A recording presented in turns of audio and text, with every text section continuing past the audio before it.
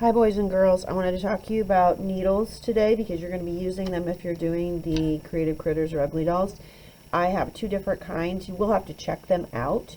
I wanted to point out that if you're using these, they're a lot easier to get through the felt, but they're harder to get the yarn into the eye of the needle. Okay, so to thread them is a little bit harder. So I'm going to show you the two complications you might run into.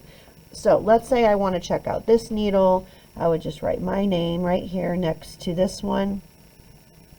I get to take that and use it today. One of the hard parts about this is getting it threaded. And in order to make that a little bit easier, I just want to show you a little trick I found that someone online was sharing. You can take a little scrap of paper and lay your yarn into that scrap of paper and fold it over the yarn like so. You have to be able to fold this small enough that will fit into the eye of the needle. So if you look, and I don't know if you guys can see this from the distance, but this is actually a good width to fit into the eye of this needle. Once you get it to that width so that it'll fit through there, you can just pull this through and it threads your needle. Okay, if I were to try to do that without the piece of paper, what ends up happening is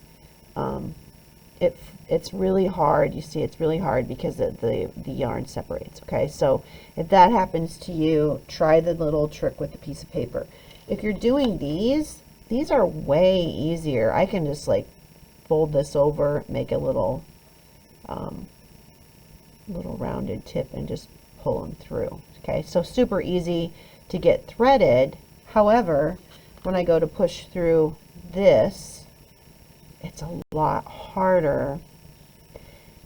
I would say almost downright next to impossible. I guess maybe if you do one piece at a time, it's a lot harder to get the plastic needle to go through the felt. You have to really work at it. And so for somebody that's struggling to thread their needle, I'm going to say you can use a plastic one, but here I am working so hard to just make one stitch. Okay, I finally got it through. I don't think these are the best choice for this, for sewing with felt. Okay, they're better for using with burlap. So if you're struggling though, maybe you could just try using, I don't know, maybe we could switch to burlap for you. But these go through pretty easy. It's a little bit of a struggle. You've got to work a little bit because they're called I don't know what kind of needles are these. They're tapestry needles, so they're not super pointy, but the fact that they're not pointy means that you have to work a little bit harder on getting them through your fabric. Okay, so that's that.